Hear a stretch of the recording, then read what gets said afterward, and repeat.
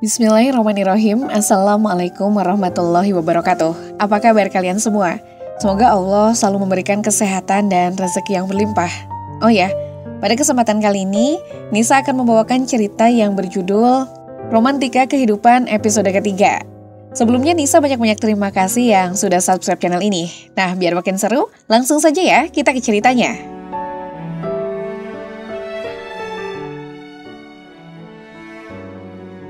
Anton tidak bisa tenang. Anak muda itu jadi terus-menerus ingin berjumpa dengan Yuniar. Itu memang mudah dilakukannya, karena Yuniar memang mengizinkan. Seperti kemarin, mereka kembali ke rumah Yuniar yang waktu itu mereka datangi. Anton memuaskan diri dengan berjumpa sama Yuniar. Sementara Yuniar sendiri seperti ikan yang kehilangan air. Megap-megap menunggu tindakan lebih lanjut dari Anton. Dan yang menjengkelkan Anton ketika dia hendak mendapatkan apa yang diinginkannya, bayangan Marni melintas. Dan ini bukanlah yang kedua. Tetapi sudah yang keempat sejak dia dan Yuniar mencoba mendapatkan buah telarang yang belum boleh dipetik. Anton jadi gelisah sendiri. Terlebih lagi ketika mendengar suara Yuniar. "Kamu kenapa sih, Ton? Sudah 4 kali begini terus. Kamu mempermalukan saya ya? Atau mempermainkan saya?" Suara penuh tuntutan itu sebenarnya lebih banyak didorong oleh gairah gadis itu sendiri. Tetapi Anton jadi gelagapan dan salah tingkah sendiri. Napas anak muda itu masih memburu, berusaha menenangkan diri dan berusaha mendapatkan apa yang diinginkannya. Tetapi lagi-lagi bayangan wajah Marni melintas, tetap berwajah sendu dan memandang sedih. Anton jadi jengkel sendiri. Dia sama sekali tidak mengerti mengapa hal ini terus-menerus terjadi. Sudah 4 kali seperti ini. Yuniar berkata lagi tetapi tidak sekeras tadi. "Ton, sebenarnya kamu kenapa? Kamu takut melakukannya? Kamu khawatir aku marah?" Anton diam saja, masih memandang tubuh indah di hadapannya. "Ton, aku tahu apa yang terjadi bila kita melakukan itu. Maksudku akibat dari apa yang akan kita lakukan. Tapi aku yakin kau mau bertanggung jawab. Tapi mengapa kau begini terus? Aku malu, Ton, malu. Aku khawatir kau anggap gadis yang gatal." Anton buru-buru menggeleng. "Tidak, Yun. Aku tidak berpikiran seperti itu. Cuma kenapa, Ton? Oh, sengaja ya?" Kali ini Yuniar tersenyum, walaupun Yuniar memasrahkan dirinya untuk Anton karena dia memang mencintai pemuda itu, tetapi dia juga malu. Anton menarik napas pendek. "Aku tidak tahu, Yun. Sebaiknya kita jalan-jalan saja yuk." Hanya itu yang kemudian terjadi. Yuniar memang tetap menunjukkan rasa cintanya pada Anton. Anton sendiri lama-kelamaan mulai merasakan pula kalau dia mulai suka pada Yuniar. Tetapi kenapa bayangan Marni tidak lepas juga? Hari ini Anton sengaja tidak kuliah. Ketika Galang datang menjemput tadi, dikatakan saja sedang tidak enak badan. Sekarang sudah pukul 11, kedua orang tuanya sedang pergi ke pasar induk. Anton berada di kamarnya gelisah. Sejak tadi yang ada di bayangannya bukan Yuniar, melainkan Marni. Tadi ketika dia keluar dari kamar mandi, dilihatnya Marni sedang mengepel lantai. Dia urung untuk segera keluar karena melihat pinggul yang melenggak-lenggok itu. Sejenak Anton menelan ludahnya dengan mata nanar. Buset, pinggul itu asik banget, desisnya dalam hati dan buru-buru ditelan lagi ludahnya. Dan wajahnya memerah karena dia tidak menyadari kalau Marni sudah berdiri dan sedang memandangnya dengan heran. "Kenapa, Den Anton?" Anton gelagapan. Sialan. Saking terpandangnya, dia tidak sadar kalau Marni sudah selesai mengepel. Buru-buru anak muda itu berkata, "Nggak apa-apa. Aku cuma mikir." "Mikir apa, Den Anton?" Mikir apa ya? Nggak tahu deh," kata Anton dan bergegas ke kamarnya. Dan anak muda itu jadi malu sendiri bila teringat hal itu. Untungnya dia cuma pembantu. Jadinya gue nggak begitu tengsin. Tetapi bayangan pinggul yang melenggak-lenggok itu kembali terbayang di benaknya. Kemudian diambilnya sebatang rokok dan mulai dihisapnya setelah disulut. Kembali yang ada di pikirannya cuma Marni seorang. Kata Mama, Marni itu janda muda, punya anak 1 dan baru bercerai. Janda muda. Kata-kata itu makin melingkar di benak Anton. Janda muda, janda muda, janda muda. Asik betul, pasti dia lagi butuh-butuhnya. Tetapi Anton langsung menuntaskan pikirannya. Kalau gue mau begituan, sama Yuniar juga bisa. Ya kayaknya udah pasrah banget. Tapi sialnya, kenapa bayangan Marni terus-menerus melintas ya? Anton tidak meneruskan lagi pikirannya. Dia melangkah keluar kamarnya, bertatapan dengan itu, Marni hendak menuju keluar rumah. Di tangannya ada sapu lidi, rupanya dia hendak menyapu halaman. "Mar," desis Anton setelah menahan groginya. Marni berhenti melangkah, memandang Anton sekilas dan buru-buru menunduk. "Iya, Den." "Mau nyapu ya?" ucap Anton asal-asalan. "Iya, Den." Duduk dulu deh di sini." Marni sejenak tergagap. Dia malu untuk terus-menerus bercakap-cakap dengan putra majikannya. Sebenarnya dia juga tidak enak berdua dengan putra majikannya ini. Tetapi dia di sini hanya menumpang, atau boleh dikatakan bekerja sebagai pembantu. Bila dia menolak, sudah tentu itu akan menyinggung perasaan putra majikannya. Lagi pula yang diminta putra majikannya bukanlah sesuatu yang terlarang. Pelan-pelan Marni duduk di kursi yang ditunjuk Anton. Anton sendiri hanya berdiri, memperhatikan sosok Marni yang tetap menundukkan kepalanya. Semenit kemudian, Anton yang jadi gelagapan. Buset, apa-apaan aku ini? Kenapa dia aku suruh duduk? Sementara itu karena putra majikannya tidak berkata apa-apa, Marni memberanikan diri mengangkat kepalanya. Dan sebelum dia bertanya, Anton sudah berkata, Kamu terusin lagi deh kerjanya." Marni bengong. Lebih bengong lagi karena Anton seperti anak kecil yang ketahuan mencuri kembang gula. Buru-buru masuk ke kamarnya. Brengsek, nyol banget gue. Marni sendiri tidak punya pikiran apa-apa kecuali meneruskan pekerjaannya. Selesai menyapu halaman, dia memasak di dapur. Sekali dia menengok Atikah yang tertidur. Dan buru-buru menetainya ketika Atikah terbangun. Dia merasa beruntung karena memasaknya sudah selesai. Dibawanya Atikah ke halaman belakang. Marni tidak tahu kalau Anton sedang berada di sana, berlatih angkat besi dengan alat yang dibuat sendiri. Saat ini Anton mengenakan kaos ala pemain basket hingga memperlihatkan tonjolan otot-otot tubuhnya. Sesaat Marni terpana melihatnya. Bayangan Komar tiba-tiba melintas lagi. Tubuh Anton tidak jauh berbeda dengan tubuh Komar, malah terlihat lebih kekar. Ditambah dengan keringat yang keluar semakin membuat penampilan Anton lebih jantan. Anton sendiri baru menyadari kehadiran Marni ketika mendengar tangis Atikah. "Bangun ya," serunya sambil meletakkan barbel buatannya. Marni mengangguk dan buru-buru hendak meninggalkan tempat itu. Namun begitu dilihatnya Anton mendekat, agak terburu-buru dengan bibir tersenyum, dia urung melakukannya.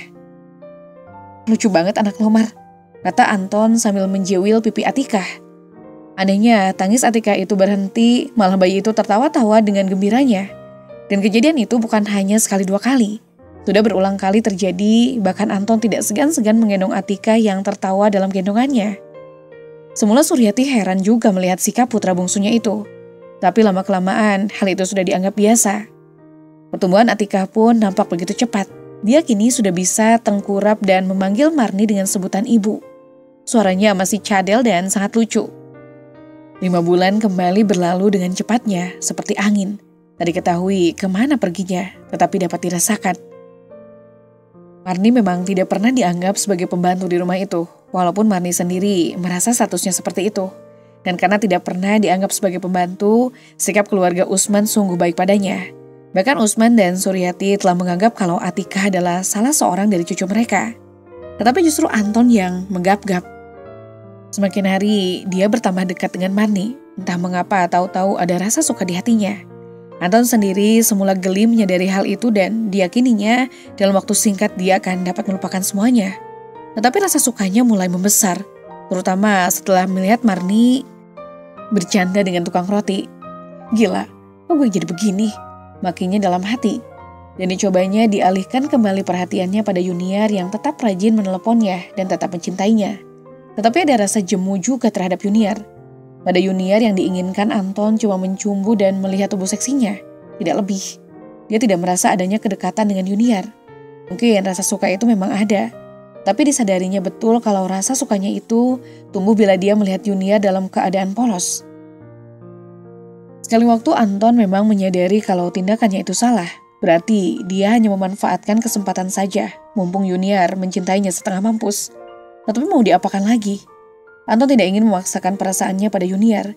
Justru dia yang makin tidak mengerti kalau semakin hari dia menyukai Marni, terlebih lagi setelah kejadian kemarin yang sebenarnya sama sekali tidak disengaja. Saat itu dia baru pulang dari kampus. Dia menolak diantar Yuniar dengan alasan tidak mau merepotkan gadis itu. Sejak bis yang ditumpanginya bergerak, Anton sudah menahan kencing. Dia memaki-maki dalam hati karena bis bergerak sangat lambat. Begitu turun di tempat biasa, Anton langsung nyemplak ke motor Bang Junet, tukang ojek langganannya. Dimintanya Bang Junet untuk ngebut. Sesampai di rumah, dia langsung membuka pintu depan yang rupanya tidak terkunci. Tidak diperhatikannya kalau kedua orang tuanya saat ini tidak berada di rumah. Yang diinginkannya selekasnya membuang air kecil yang ditahannya. Perutnya sudah terasa perih.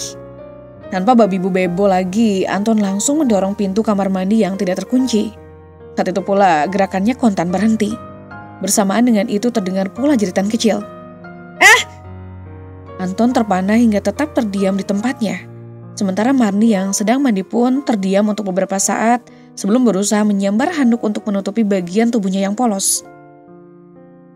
Walaupun kemudian Marni berhasil menutupi tubuhnya yang polos, tetapi mata Anton telah melihat semuanya. Semuanya. Apalagi handuk itu pun tidak mampu menutupi bagian dadanya yang menyembul keluar dan sepasang bongkahan paha yang mulus. Anton sendiri masih tergagap. Yang ada di pikirannya saat itu adalah tubuh Yuniar yang polos. Tetapi melihat tubuh Marni tadi, semuanya jauh lebih sempurna. Marni memiliki tubuh yang lebih indah dari Yuniar. Dan Anton, desis Marni dengan suara bergetar. Panggilan itu menyentak ketertegunan Anton. Dia tergagap sendiri. Aku... Anton kesulitan untuk berbicara. Sesaat dipandanginya Marni sejenak sebelum buru-buru keluar. Dia hendak ke kamarnya, tetapi rasa ingin buang air yang ditahannya kembali muncul. Dia berseru, "Mar, cepetan dikit, gue mau kencing." Di dalam kamar mandi, Marni yang buru-buru mengunci pintu mendesis malu. Mengapa dia lupa mengunci pintu tadi? Mengapa dia harus sembrono seperti itu? Sekarang, dan Anton bukan hanya telah melihat payudaraku saja, tetapi semua tubuhku. Wajah Marni memerah karena perasaan kacau yang mengaduk-aduk. Dia tidak meneruskan mandinya karena dia memang sudah selesai. Ketika dia keluar dari kamar mandi, dilihatnya Anton berdiri di samping pintu kamar mandi. Marni terburu-buru melangkah ke kamarnya sambil menunduk.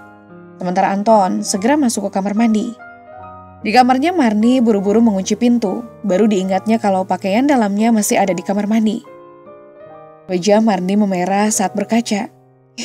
Mengapa aku sembrono itu? Seharusnya aku lebih teliti lagi. Tapi siapa sangka kalau De Anton pulang akan langsung menerobos kamar mandi. Dan tanpa sadar, Marni melepas handuknya. Dipandanginya tubuhnya yang polos di cermin. Tubuhnya ini telah dilihatin Anton. Berarti dua orang dalam hidupnya yang pernah melihat tubuhnya tanpa pakaian. Dan tiba-tiba saja Marni merasakan sebuah gairah yang muncul tanpa diundang. Menyentak-nyentak seluruh relung kewanitaannya. Dia memang telah lama tidak mendapatkan kehangatan yang didambakan oleh setiap istri. Tetapi begitu gairahnya semakin membesar, Marni segera mematikannya. Dengan rasa yang sakit sekali, dia ingin mendapatkan sentuhan lembut pada kewanitaannya. Sentuhan yang akan berubah menjadi memanas. Tetapi begitu teringat lagi dengan siapa dia akan mendapatkan kehangatan itu, Marni mendesah panjang. Saat dikenakannya pakaiannya, dia mendesis tanpa sadar. Kang Komar. Dan dia malu pada Anton karena membiarkan pemuda itu menggeluti tubuhnya dan hampir melakukan apa yang sebenarnya memang diinginkan Marni. Sementara itu, Anton yang sudah berada di kamarnya pula langsung membanting tubuhnya di ranjang. Ingatannya tiba pada sosok Marni yang dilihatnya dalam keadaan polos. Pelan-pelan dibandingkannya lagi dengan sosok Yuniar, dan Anton menyetujui pendapatnya sendiri kalau Marni memiliki tubuh yang lebih indah dari Yuniar. Hari ini sepulang dari kuliah, Yuniar mengajaknya makan di KFC. Padahal sebenarnya Anton ingin lekas-lekas pulang. Sejak perkuliahan dimulai tadi, yang diingatnya hanya Marni. Dan dia ingin sekali melihat Marni juga bermain dengan Atikah. Apalagi setelah kejadian seminggu lalu, di mana secara tidak sengaja dia melihat tubuh polos Marni.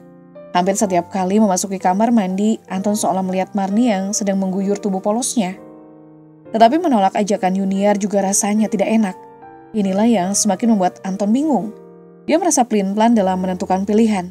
Di satu segi, dia memang menyukai Yuniar, tetapi tidak mencintainya. Pukul 4:30 mereka keluar dari tempat yang cukup mewah itu. Melewati sesore ini sangat ramai. Orang-orang berkendaraan maupun berjalan kaki memenuhi jalan. Rata-rata orang baru pulang dari kantor. 3 orang ABG yang centil dan berpakaian seksi membuat macet semakin bertambah. Karena dengan bertingkahnya mereka menyeberang jalan sambil tertawa-tawa. Bukan karena terhambatnya kendaraan, melainkan karena pengendaranya yang tak mau melewatkan kesempatan melihat anak-anak bau kencur yang sudah merasa dewasa itu melangkah riang dengan keseksian tubuh yang sengaja mereka perlihatkan. "Kita nonton yuk," ajak Yuniar saat mereka melangkah menuju mobilnya. Anton yang memang sejak semula sudah segan menggeleng. "Kepalaku pusing, Yun. Bagaimana kalau besok saja?" Meskipun raut wajahnya memperlihatkan sedikit kekecewaan, tetapi Yuniar mengangguk. Sebenarnya Anton tidak ingin diantar Yuniar pulang, tetapi gadis itu cukup memaksa hingga dia meyakinkan saja. Perlahan-lahan mobil keluar dari pelataran parkir menuju melawai raya dan berhenti di depan lampu merah. Yuniar melirik pemuda di sampingnya. Sebenarnya dia keheranan melihat sikap Anton yang agak dingin, tidak gembira seperti biasanya. Dasar Yuniar yang memang cemburuan, dia berkata, "Mikirin cewek ya, Ton?" Ditembak seperti itu, Anton sejenak gelagapan, lalu tertawa untuk menutupi kagetnya. "Iya, aku mikirin cewek." Spontan cemburu terpampang di bibir Yuniar. Lampu mengatur jalannya lalu lintas berubah hijau. Tarikan pertama gas yang diinjak Yuniar membuat mobil melaju menyentak. Anton kaget juga. Dan sadar apa yang menyebabkan gadis itu mendadak berubah. Hei, kalem aja dong Yun. Brengsek, bersamaku kau juga masih memikirkan cewek lain." "Siapa bilang cewek lain?"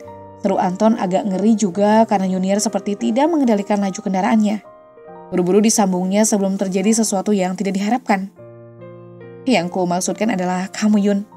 Bohong. Memangnya kamu bukan cewek? Berarti yang kulihat beberapa kali itu pasti bikinan ya?" "Brengsek," seru Yuniar. Tetapi kali ini ada senyuman di bibirnya. "Masa dari plastik? Kau sendiri kan yang merasakannya." Anton tertawa. "Tadi kau bilang kau bukan cewek. Jahat. Kamu jahat," seru Yuniar sambil mencubit Anton. Anton mengelak dan buru-buru berseru, "Hei Yun, ingat, kita masih di mobil. Jangan..." "Awas Yun!" Yuniar terkejut. Dia berusaha membanting setir mobilnya ke kanan. Laki yang tiba-tiba menyeberang itu sesaat terpana sebelum kemudian kaki kanannya terserempet ujung bemper depan mobil Yuniar. Bruk, lelaki itu kontan terpelanting di aspal. Yuniar mengerem mendadak, keduanya tersentak ke depan. "Ton!" desis Yuniar bergetar ketika melihat lelaki yang terserempet tadi belum berdiri dari aspal. Sejenak Anton gemas juga melihat sikap Yuniar yang tidak berhati-hati. Di saat lain, dia sudah keluar dari mobil menghampiri lelaki yang terserempet tadi. Sementara Yuniar hanya memandang saja dengan hati kebat-kebit tak karuan. Beberapa buah mobil berhenti dan menonton kejadian itu. Anton jengkel karena tak seorang pun yang turun kecuali berseru-seru ada apa. Dengan setengah dipapah dibantunya, lelaki itu berdiri dan dibawanya ke trotoar. Antrian kendaraan yang tiba-tiba tercipta bergerak lambat dan para penumpangnya memperhatikannya. Anton tidak mempedulikan mereka. "Bagaimana Mas?" Tandanya agak tergesa. Lelaki itu tersenyum dipaksakan. Tidak apa-apa. Saya... Mas, sebaiknya Mas kami bawa saja ke rumah sakit." "Rumah sakit? Oh, tidak usah. Saya tidak apa-apa." Laki berpakaian lusuh itu mencoba berdiri, tetapi sesaat kemudian dia sudah terhuyung. Anton cepat menangkapnya. "Ayo Mas, kita ke rumah sakit," usulnya lagi. Dia harus cepat bertindak. Pertama, untuk mengetahui apa yang terjadi dengan lelaki beransel kecil yang sangat kusam itu. Dua, mumpung belum ada polisi, bisa berabe kalau ada polisi, urusan akan menjadi panjang. Tetapi laki-laki itu keras kepala, dia tetap menolak. Anton berusaha membujuknya. "Mas, mungkin saat ini masih tidak apa-apa, tetapi akan lebih jelas bila sudah berada di rumah sakit." Akhirnya lelaki itu mengangguk. Anton membawanya ke mobil Yuniar. Dia jengkel sekali pada gadis itu karena tetap duduk saja dengan wajah yang membiaskan ketakutan. "Kau minggir," kata Anton kemudian. Yuniar berpindah duduk, Anton sekarang yang mengemudi. Diliriknya lelaki yang masih kesakitan sambil memegang kaki kanannya. Kita kemana Ton?" "Rumah sakit Pertamina," saut Anton sambil menjalankan mobilnya lalu bertanya pada Yuniar. "Kamu tidak apa-apa kan Yun?" Yuniar cuma mengangguk dengan wajah gelagapan. Dia tidak berani melihat pada laki-laki yang sedang meringis kesakitan di belakangnya. Anton berkata lagi, "Tenanglah, semuanya akan beres." Kau yakin Ton?" Anton mengangguk, lalu bertanya pada laki-laki itu, "Nama Mas siapa?" Laki itu meringis sebelum menjawab, Komar." Tulang keringnya patah, Pak. Sahut Anton menjawab pertanyaan papanya keesokan harinya. Dia baru saja kembali dari rumah sakit Pertamina. Sekarang sudah pukul 6:30 malam. Lalu apa kata dokter? Ya, sedang diusahakan untuk disambung kembali. Saat ini kaki kanannya sih sudah digips. Usman menganggukkan kepalanya. Bagaimana dengan Junior? Nggak tahu tuh, kayaknya dia masih ketakutan. Hebatlah dia. Anton cuma mengangguk saja, lalu pergi mandi karena badannya terasa lengket. Dia sendiri terkejut ketika mendengar kata-kata dokter. Kemarin dia memang tidak menunggu laki-laki yang terserempet itu karena dia harus menemani Junior pulang. Dari rumah sakit, Anton yang mengendarai mobil itu, sesampai di rumahnya, Junior menangis terseduh-seduh di hadapan papi dan maminya yang sudah cemas menanti kedatangannya. Anton sendiri sebenarnya sangat letih, tetapi dia ikut juga ketika kedua orang tua Junior mengatakan hendak ke sana. Merekalah yang mengurus segala biaya perawatan laki-laki itu. Sesampai di rumahnya, Anton menceritakan kejadian yang dialaminya pada papa dan mamanya. Papanya pula yang menyarankan agar Anton menjenguk Komar kembali. Selesai mandi, Anton sempat melirik Marni yang sedang menyiapkan makan malam. Tak ada keinginannya untuk menegur Marni sebenarnya. Tetapi mulutnya berbunyi juga. Matikah tidur, Mar? Iya, Den, tadi siang nangis terus. Mungkin ingin menyusu. Marni mengangguk-angguk tersipu. Sikapnya itu membuat Anton bingung. Tetapi setelah menyadari dia jadi grogi juga. Kemudian dia melangkah ke kamarnya mengenakan pakaian. Sebelum makan malam diteleponnya Junior yang menurut maminya tidak mau keluar kamar karena dihantui rasa bersalah. Anton menjadi kasihan pada Junior sekarang. Dia memang tidak bisa menyalahkan gadis itu. Anton menganggap yang sudah terjadi biarlah terjadi. Meskipun anak muda itu sangat capek, tetapi dia tidak bisa segera tidur. Padahal sekarang sudah pukul 11 malam. Rasa hausnya pun menyerang. Dia minum di dapur lalu membawa dirinya ke teras depan. Duduk di beranda sambil menyulut rokoknya. Dinikmatinya hisapan dan hembusan asap itu. Dipandanginya langit yang cerah. Tiba-tiba dia teringat pada Junior. Ya, aku memang tidak boleh menyalahkannya. Semuanya memang terjadi. Tetapi, bukankah bila Junior lebih sedikit berhati-hati saat mengendarai mobilnya, semua ini tidak akan terjadi? Gadis itu mungkin dalam keadaan trauma sekarang. Junior memang gadis manja. Tentunya kejadian kemarin itu sangat menghantuinya dan membuatnya merasa bersalah. Anton berjanji dia akan datang melihat Junior besok, bahkan akan menghiburnya. 2 batang rokok telah selesai dia hisap. Anton bermaksud untuk kembali ke kamarnya, tetapi bayangannya yang tiba-tiba muncul itu membuatnya terkejut. Lebih terkejut lagi ketika melihat satu sosok tubuh berdiri di sampingnya dengan kepala tertunduk. "Hei Mar, dari mana kamu?" Marni menyahut takut-takut. Dari samping, Den. Ngapain? Saya tidak bisa tidur, Den. Ayo duduk sini, duduk, kita ngobrol. Marni yang sudah 1,5 jam yang lalu berada di teras samping tidak beranjak dari tempatnya. Anton berkata lagi, "Hei, kenapa? Ayo sini." Saya masuk saja, Den. Ngobrol dulu. Anton menarik tangan Marni. Persentuhan tangan itulah yang kemudian membuat keduanya sama-sama terkejut. Dan masing-masing orang sama-sama mengangkat kepala dan berpandangan. Tanpa sadar mereka kembali pada kejadian di kamar mandi. Marni langsung menundukkan kepalanya dengan wajah memerah. Sementara Anton mendesah pendek sambil melepaskan genggamannya. Saya masuk ya, Den, ucap Marni terbata. Anton cuma mengangguk. Marni buru-buru masuk ke kamarnya. Sementara itu Anton mendesah panjang. Mengapa dengan Marni ada perasaan yang sangat lain sekali. Sementara dengan Junior tak lebih dari keinginan untuk berjumpa saja. Desisnya gelisah. Anak muda itu terdiam beberapa lama sebelum kemudian bangkit. Yang dituju bukan kamarnya, melainkan kamar Marni. Hati-hati diketuknya pintu kamar itu. "Siapa?" tanya Marni pelan agak kaget. "Aku." "Dan Anton." Marni mendesis dalam hati. Mau apa dia? Wanita itu tergagap beberapa saat sebelum terdengar lagi ketukan di pintu kamarnya. Kemudian dirapikan pakaiannya dan berkata, "Sebentar, Den." Pintu dibuka, Anton tersenyum di ambang pintu. Ada apa, Den?" Bukannya menjawab, Anton malah melangkah masuk, menutup pintu dan menguncinya. Marni jadi gelagapan. Den, Anton." "Kenapa, Mar? Kau takut?" Saya Saya tanpa sadar Marni beringsut. Anton mendekatinya. Jangan takut Mar, aku hanya ingin bicara. Bicara apa Den? Aku suka sama kamu Mar. Wah, kepala Marni menegak dengan mata membelalak. Untuk beberapa saat Marni terdiam sebelum dirasakannya kedua bahunya direngkuh Anton. Belum lagi disadarinya apa yang terjadi. Dirasakannya kalau sesuatu yang lunak telah menyentuh bibirnya. Marni ingin berontak, tetapi dia seakan tidak memiliki tenaga. Perasaan Marni seakan melambung. Apa yang diinginkannya seolah meluap untuk dipenuhi. Anton sendiri tidak mengerti mengapa dia melakukan tindakan seperti itu. Tetapi disadarinya dia merasa lebih nikmat melakukannya terhadap Marni.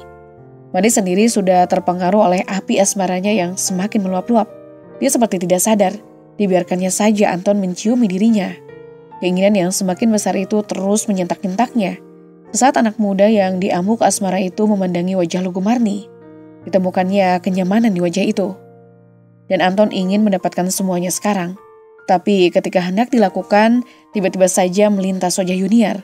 Dan bagaimana ketakutannya wajah gadis itu ketika menyerempet laki-laki bernama Komar. Spontan Anton tersentak dan terdiam dengan kedua mata tak berkedip. Marni membuka matanya pelan-pelan. Tiba-tiba saja didengarnya suara Anton. Maafkan aku, Mar, kita tidak boleh melakukan ini. Dan Anton beranjak keluar setelah memandang Marni yang kecewa dan menunduk malu.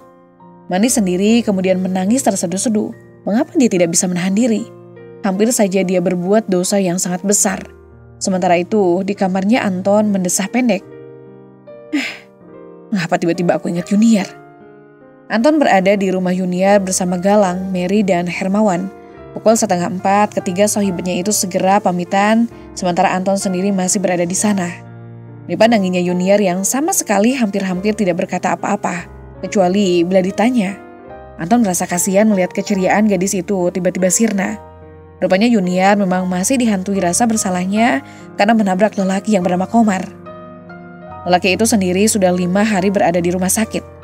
Gipsnya belum dibuka. Menurut dokter Ali yang merawatnya, untuk menyambung tulang yang patah itu diperkirakan membutuhkan waktu selama 9 hari sebelum gips dibuka. Itu pun masih tidak sempurna, karena masih harus dilakukan terapi ataupun pelatihan berjalan seperti semula. Sementara itu, diam-diam Anton mendesah pendek. Baru disadarinya sekarang kalau dia memang mencintai Yuniar. Lantas, perasaan apa yang ada pada dirinya terhadap Marni? Semula, dia sama sekali tidak merasa mencintai Yuniar. Malah lebih dekat dengan Marni, tetapi sekarang mengapa dia lebih menginginkan Yuniar ketimbang Marni? Anton membutuhkan waktu 2 hari lamanya untuk mencernakan apa yang dirasakannya itu.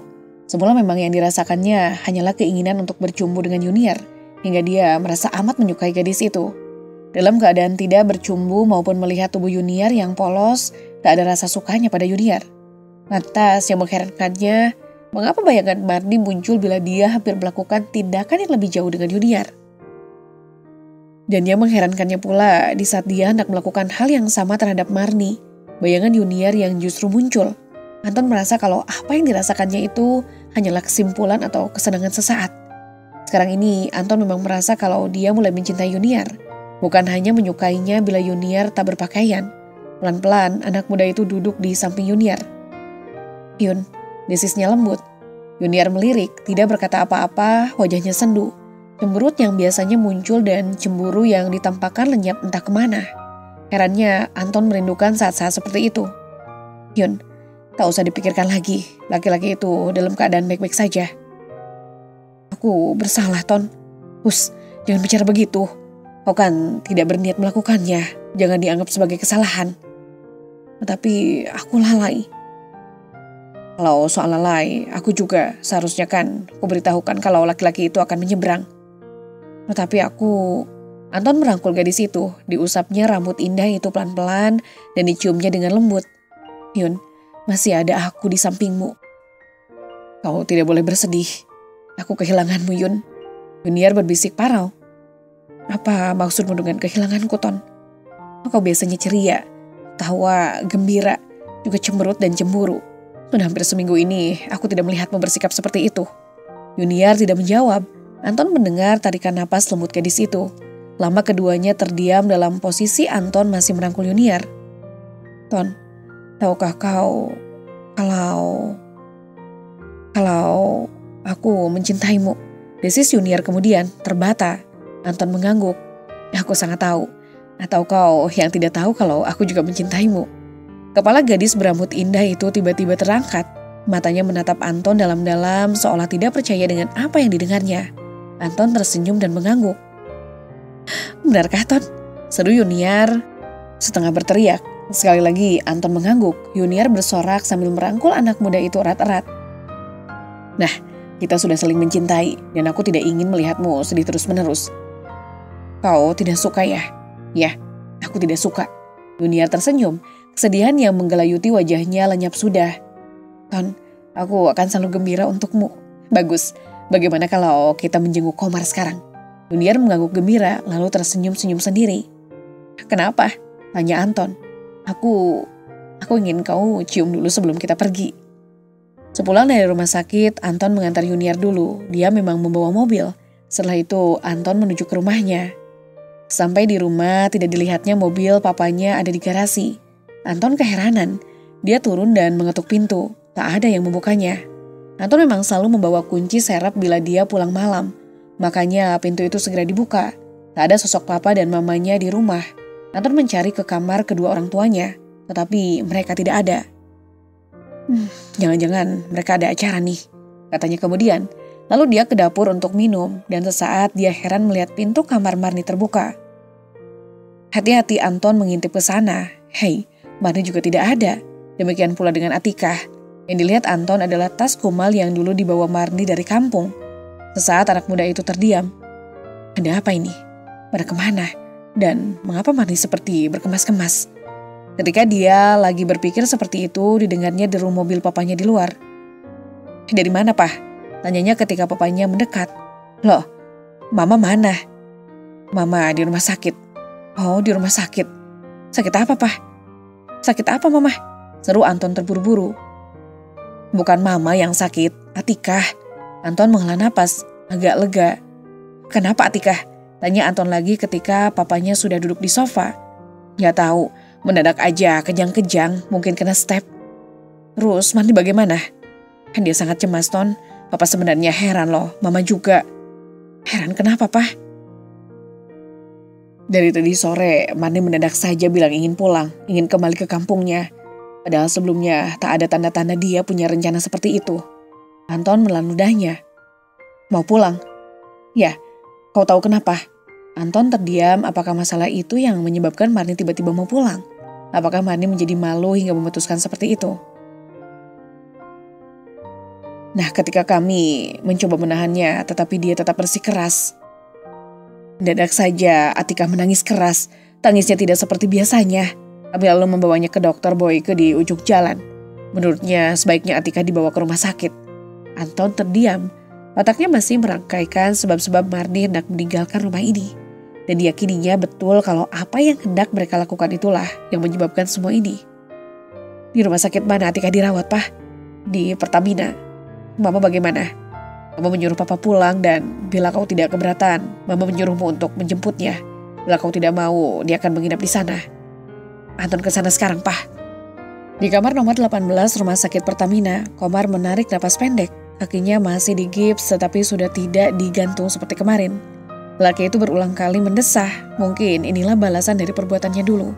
Komar memang memutuskan untuk bercerai dengan Halimah.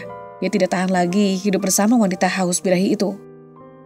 Dia tidak peduli dikata-katai Halimah, yang diinginkannya adalah bercerai dan mencari Marni. Komar sangat menyesali tindakannya. Dia telah melepaskan seorang wanita yang memasrahkan diri dan jiwanya, tetapi dia justru mengambil wanita yang hanya memerasnya. Setelah perceraian yang tidak terlalu rumit karena Halimah memang hendak mendapatkannya, Komar segera meninggalkan kampungnya.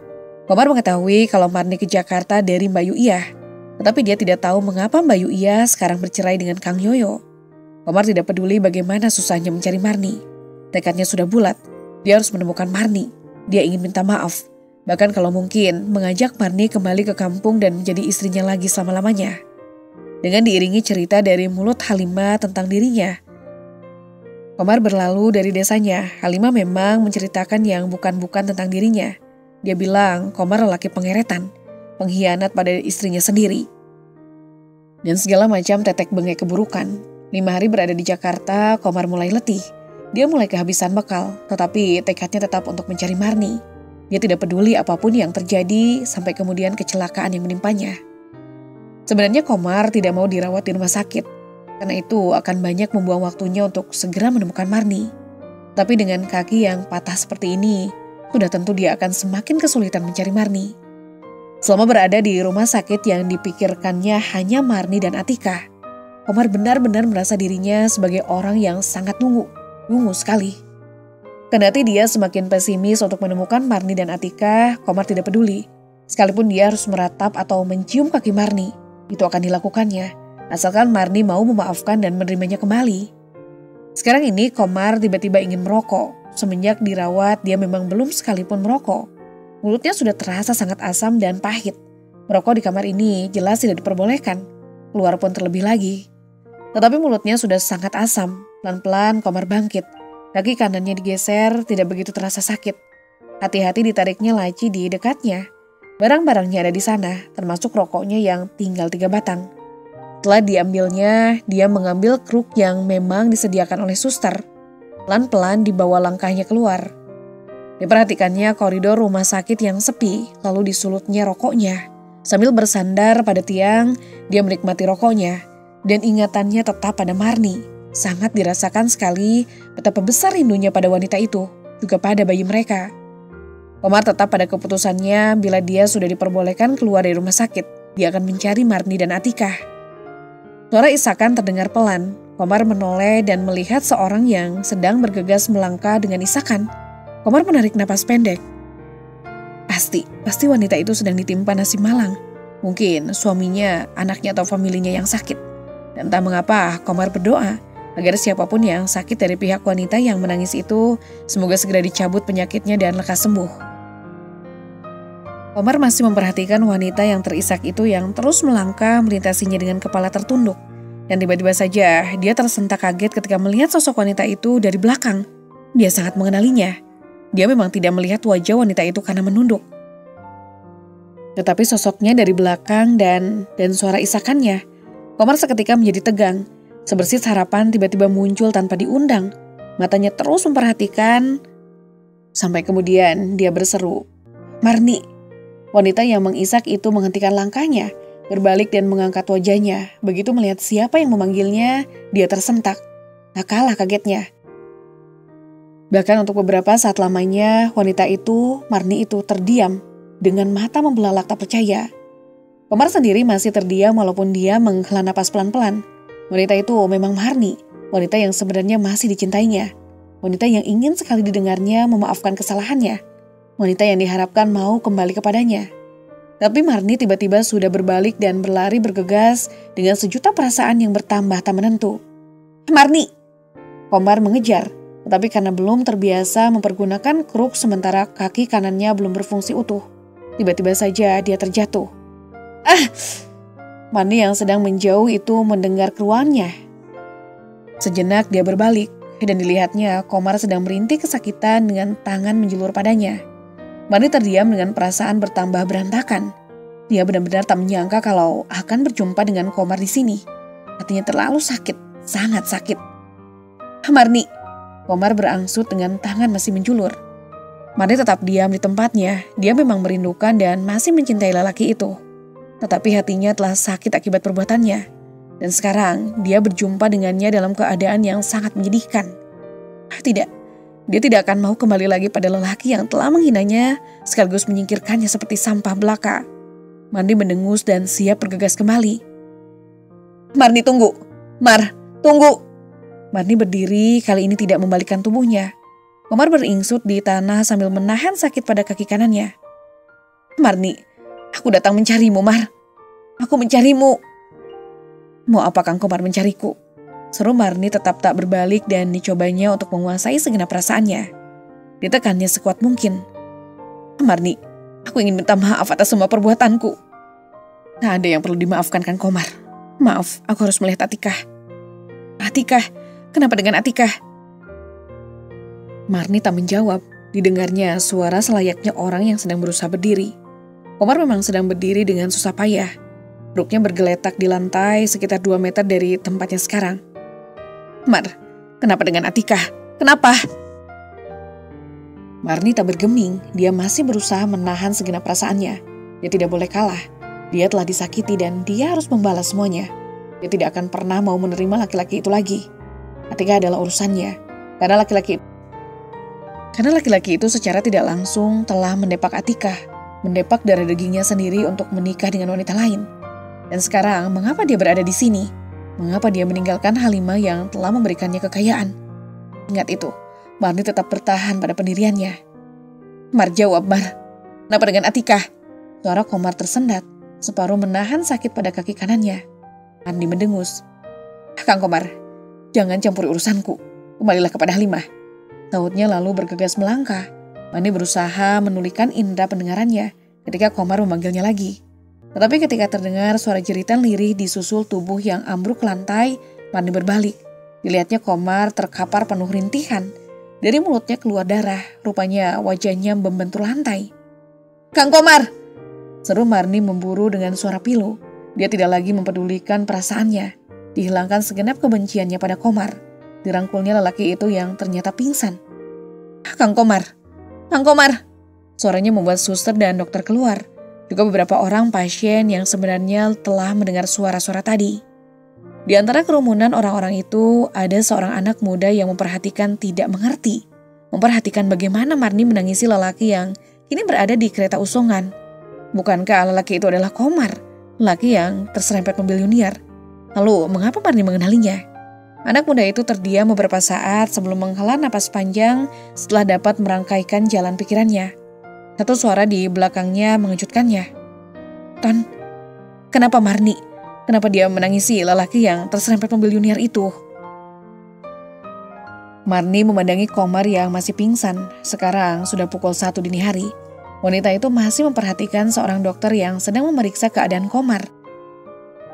Lalu menyuruh seorang suster untuk memeriksa gips pada kaki kanan Komar. Komar beruntung karena gips itu tidak pecah ataupun retak. Suryati yang menunggu di pintu kamar Komar dirawat memanggil ketika Marni keluar. Mar. Nyonya, saut Marni sambil menghapus air matanya. Mengapa dia harus berjumpa lagi dengan Komar? Pertanyaan itu menggema lagi di hati Marni. Suryati tersenyum. Laki-laki itukah yang pernah kau ceritakan? Marni tidak segera menjawab, dia masih mencoba menenangkan perasaannya. Lama keduanya membisu sampai Suryati berkata, Sudahlah, ayo kita lihat keadaan Atika. Ada Anton di sana. Dan Anton datang, Nyonya. Ya, Suryati melihat wajah Marni berubah. Ya, dia datang. Ayo Mar. Keduanya segera melangkah ke kamar di mana Atika dirawat. Anton langsung menoleh begitu keduanya muncul. Sesaat pandangannya bertemu dengan pandangan Marni yang buru-buru menunduk. Rasa malu tiba-tiba muncul di hati Marni. Dia tidak ingin berjumpa dengan Anton sebenarnya. Peristiwa malam itu masih membuatnya malu. Apalagi bila teringat bagaimana dia hampir saja dikuasai oleh gairahnya sendiri. Tapi karena Anton tersenyum, Marni pun ikut-ikutan tersenyum. Setelah beberapa saat, Anton berkata, Mar, ada yang ingin kubicarakan denganmu. Kata-kata itu bukan hanya membuat Marni terkejut, tetapi juga Suryati. Sesungguhnya Suryati masih bertanya-tanya dalam hati, mengapa Marni tiba-tiba memutuskan ingin kembali ke desanya? Apakah ini sehubungan dengan laki-laki yang bernama Komar itu? Dan diyakini Suryati adalah laki-laki yang sering dibicarakan oleh Marni. Suryati menduga Marni mengetahui kalau Komar sedang mencarinya. Itukah yang menyebabkannya memutuskan untuk pulang? Sementara itu Anton sudah melangkah keluar, disulutnya rokoknya. Pada hembusan yang kelima, Marni muncul dengan kepala menunduk. Anton mencoba tersenyum. Mar, aku langsung saja pada masalah yang ingin kubicarakan. Masalah apakah itu, Den? Saut Marni terbata, pikirannya semakin tidak menentu. Pertama, sakit ke Atika. Kedua, pertemuannya kembali dengan Komar yang tidak sengaja. Dan terakhir, apa yang hampir saja dilakukannya bersama Anton. Kau tidak tahu atau berlagak tidak tahu? Senyum Anton. Lalu sambungnya, Mar, kau tiba-tiba memutuskan untuk pulang ke kampung, bukan? Iya Den Anton. Aku tidak bertanya apa sebabnya, tapi biarkan aku menduganya. Marni, apakah ini ada hubungannya dengan peristiwa malam itu? Marni tidak menjawab, digigit bibirnya untuk menahan gelisah yang merajai dadanya kembali. Anton berkata lagi, Marni, apa yang terjadi itu bukan salahmu, tetapi salahku. Tidak seharusnya aku malam itu masuk ke kamarmu dan secara tidak langsung aku hampir saja memanfaatkanmu. Marni, anggaplah peristiwa itu tidak pernah ada. Kalaupun sulit dilupakan, pikirkanlah kalau kita tidak pernah melakukannya. Kita memang hampir melakukannya, tetapi semuanya tidak pernah terjadi, bukan? Iya, Den. Nah, mengapa kau memutuskan untuk langsung pulang? Sekali lagi kukatakan, aku memang salah. Aku juga tidak mengerti mengapa aku menginginkanmu malam itu. Marni mengangguk-anggukkan kepalanya, rongga dadanya sedikit lapang mendengar kata-kata Anton. Memang masalah itulah yang sangat mengganggunya, yang menyebabkannya hendak menjauh dari Anton. Dia sangat malu. Bahkan Marni merasa tidak memiliki muka lagi bila bertemu dengan Anton. Di pikirannya Anton akan menganggapnya rendah. Bisa pula Anton akan menganggapnya sebagai perempuan gampangan atau paling tidak janda muda yang kegatelan. Tetapi kata-kata Anton barusan mengikis semuanya. Didengarnya lagi suara Anton menyesali semuanya. Aku menyesal telah melakukan tindakan yang memalukan itu, Mar. Berpikirlah yang jernih. Kami memang tidak berhak menahanmu untuk meninggalkan kami. Tetapi perlu kau ketahui, kami sudah menganggapmu sebagai saudara sendiri. Ingat pula keadaan Atikah. Bagaimana bila kemudian Atikah sakit di saat kau dan Atikah sudah meninggalkan rumah? Apakah kau tidak akan kebingungan? Marni mengangguk-anggukkan kepalanya. Dia semakin tenang sekarang. Pelan-pelan diangkat kepalanya. Diberanikannya untuk menatap Anton. Lambat-lambat terdengar ucapannya. Terima kasih Den Anton, karena Den Anton tidak menganggap saya rendah. Justru aku yang merasa rendah karena hampir melakukan perbuatan buruk itu. Marni menggeleng. Saya tidak pernah berpikir demikian tentang Den Anton. Terima kasih pula karena kau tidak berpikir seperti itu terhadapku. Oh ya Mar, apakah laki-laki yang bernama Komar itu adalah orang yang sering kau bicarakan? Kali ini Marni menundukkan kepalanya. Lama dia terdiam sebelum terdengarlah napasnya disusul kata-katanya. Iya Den, dia adalah Kang Komar, bekas suami saya. Kau tahu mengapa dia berada di sini? Lagi Marni terdiam, Anton berkata, Komar itulah yang diserempet oleh Yuniar walaupun tidak sengaja. Kata Kang Komar, dia memang sengaja mencari saya. Kau tahu mengapa dia mencarimu? Katanya dia ingin minta maaf. Ya minta maaf. Saud Anton tersenyum. Dia dapat memperkirakan apa yang sebenarnya terjadi. Lalu katanya lagi, apakah dia tidak mengajakmu untuk rujuk kembali, Mar? Marni kali ini terdiam. Rujuk? Ya, secara tidak langsung Komar memang sudah memperlihatkan sikap seperti itu. Ada apakah dia dengan Halimah? Mengapa tiba-tiba dia muncul lagi setelah sekian bulan membiarkan perasaannya terkatung-katung? Anton berkata lagi, Marni, aku tidak tahu apa yang kau rasakan dengan kehadiran Komar kembali. Tapi satu nasihatku untukmu, terimalah dia kembali. Habis ucapannya Anton melangkah masuk lagi ke kamar di mana Atikah dirawat. Dibiarkannya Marni sendirian. Dibiarkan wanita muda itu memikirkan semuanya. Karena Marni sendiri yang bisa mempertimbangkan semuanya. Di kamar Atikah, Anton mengatakan apa yang diduganya itu pada ibunya. Lalu bagaimana dengan sikap Marni, Ton? Tanya Suryati. Aku tidak tahu, Mah. Biarlah Marni yang memutuskannya sendiri. Suryati cuma mengangguk. 3 hari kemudian, keadaan Atikah sudah pulih seperti sedia kala. Bocah perempuan itu kini sudah tertawa-tawa kembali. Marni masih gelisah sendiri. Dia belum bisa memutuskan apa yang harus dilakukannya. Di satu segi, Marni ingin segera pergi dari rumah ini jauh-jauh. Bukan dikarenakan dia malu terhadap Anton karena peristiwa lalu itu, melainkan karena kekhawatirannya bila Komar akan muncul di rumah ini. Tidak mustahil dan Anton akan mengatakannya pada Komar. Dipandanginya Atikah yang sedang menghisap ibu jarinya sendiri. Rasa cintanya pada bayinya bertambah membesar. Semula Marni memang merasa tidak sanggup untuk membesarkan Atikah seorang diri. Namun lambat laun diyakini dalam dirinya kalau dia mampu melakukannya. Hanya saja dia juga masih ingin mendapatkan perlindungan dari seorang laki-laki. Seumur hidupnya, Marni tak pernah punya niatan untuk menikah 2 kali. Dia hanya ingin menikah 1 kali, dan itu hanya dengan Komar. Tetapi Komar telah mengkhianatinya, telah menyakiti hatinya dan membuangnya begitu saja. Tetapi sekarang dia muncul tanpa pernah diduganya. Komar sedang mencarinya, meminta maaf dan mengajaknya untuk kembali bersama-sama seperti dulu. Apa yang sebenarnya telah terjadi antara Komar dengan Halimah? Dan mampukah Marni menerimanya kembali? Wanita itu menarik napas dalam-dalam, ternyata bebannya masih sangat berat. Tetapi 15 menit kemudian, Marni memutuskan untuk segera meninggalkan rumah ini sekarang juga. Dia tidak mau bertemu dengan Komar. Dan bila kepergiannya diketahui oleh orang-orang di rumah ini, pasti mereka akan menahannya. Kalau begitu, dia harus pergi secara diam-diam. Sepanjang hari itu, Marni mempersiapkan segala sesuatunya. Dia akan menunggu saat yang tepat. Biasanya pada pukul 7 malam, tuannya akan menonton siaran berita, sementara nyonya majikannya akan bersiap-siap hendak sholat Isya. Anton sendiri kemungkinannya belum pulang kuliah. Berarti itu memang saat yang tepat. Jantung Marni berdetak lebih cepat dari biasanya ketika jam dinding hampir menunjukkan pukul 7. Berulang kali dia keluar dari kamarnya untuk memperhatikan kegiatan tuan dan nyonya majikannya. Apa yang diperkirakannya memang benar. Tuannya sedang bersiap-siap untuk menonton siaran berita, sementara nyonya majikannya hendak mengambil wudhu untuk sholat Isya. Dan Anton belum pulang. Ketika memasuki waktu sholat Isya, Marni pun bersiap. Hati-hati digendongnya Atika yang sedang tidur. Tasnya sudah disembunyikan di samping rumah tadi sore. Pelan-pelan Marni melangkah, diusahakan agar Atika tidak terbangun. Marni bisa menarik napas lega setelah dia berada di luar dan mengambil tasnya. Dia tinggal melangkah ke pintu depan dan buru-buru berlalu dari sana. Namun baru saja dia hendak melangkah, sebuah mobil masuk ke garasi. Anton dan Yuniar turun. Marni tidak bisa bersembunyi lagi ketika Anton melihatnya dan mendekatinya dengan kening berkerut setelah melihat tas yang dibawa Marni. Anton kemudian tersenyum. "Kamu mau pergi lagi ya, Mar?" Marni seperti mati kutu, tidak berkutik. Anton tertawa pelan. "Marni, kamu memang tidak berhak untuk menahanmu pergi dari sini. Tetapi pikirkan semuanya baik-baik, terutama untuk masa depan Atika."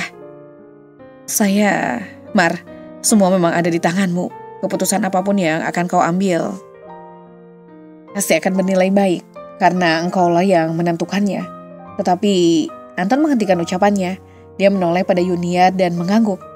Yuniar membuka pintu belakang, satu sosok tubuh yang sangat dikenal sekaligus diam-diam dirindukan Marni keluar. Memakai keruk dan tertatih-tatih melangkah mendekati Marni. Sosok tubuh itu berhenti tak jauh dari Marni dan tersenyum murung. "Mar, Kang Komar," desis Marni tanpa sadar. Hatinya tiba-tiba berteriak yang kencang, berteriak penuh gairah. Anton mengajak Yuniar untuk masuk ke rumahnya, dibiarkan kedua orang itu bertemu. "Mar, aku datang untuk minta maaf," kata Komar dengan susah payah. Dia berusaha untuk tidak tegang. Dapat dirasakan bagaimana perasaan Marni. Keinginan Komar memang sudah bulat. Dia tidak mau mengulangi lagi kesalahannya. Tetapi semua Marni yang menentukan. Apapun yang diputuskan Marni, dia akan menerima dengan lapang dada. Laki itu berkata lagi, "Marni, aku memang sangat bersalah padamu. Aku telah dibutakan oleh nafsuku sendiri dan sekarang, setelah apa yang kulakukan padamu, aku justru datang untuk minta maaf. Bahkan kalau mungkin, aku ingin kita bersama-sama lagi, Mar." Marni tidak menjawab, hatinya semakin tidak menentu. Ingin sekali dia mengangguk dan berlari ke dalam pelukan Komar. Tapi semuanya itu tertahan begitu teringat pada perbuatan Komar terhadapnya. Komar menarik napas pendek, dia merasa harapannya itu tak akan pernah ada. Dengan suara seperti orang kalah dia berkata, "Marni, aku sudah puas karena berhasil menemuimu dan Atika. Itu sudah cukup bagiku. Aku tahu kau tidak akan pernah mau kembali padaku." Habis ucapannya Komar berbalik dan melangkah. Marni menahan gemuruh di dadanya, menahan semuanya yang bergolak-golak. "Kau hendak kemana, Kang Komar?"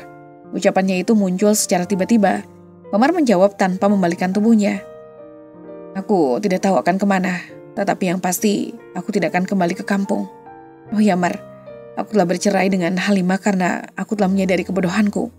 Komar melangkah lagi. Marni mulai merasakan tubuhnya agak bergetar. Apa yang harus dilakukannya? Apa? Sementara itu Komar sudah sampai di pintu halaman. Mendadak saja didengarnya suara Marni. "Kang Komar!" Komar membalikkan tubuhnya, senyumnya dan harunya mengembang melihat Marni berlari ke arahnya. Seketika Komar mendekap wanita itu erat-erat. Dia tidak akan pernah menyia-nyiakannya lagi. Dia akan menyayanginya sepanjang masa. Bersama dengan itu, Usman, Suryati, Anton, dan Yuniar muncul. Melihat apa yang dilakukan keduanya, mereka yakin kalau keduanya sudah saling menerima kembali. Atika yang tertidur terbangun, keduanya saling melepaskan dekapan dan memandang Atika. Anehnya, bocah itu tidak menangis, tetapi tersenyum. Dia tersenyum, mungkin karena merasa akan menemukan kebersamaan dalam kehangatan kembali.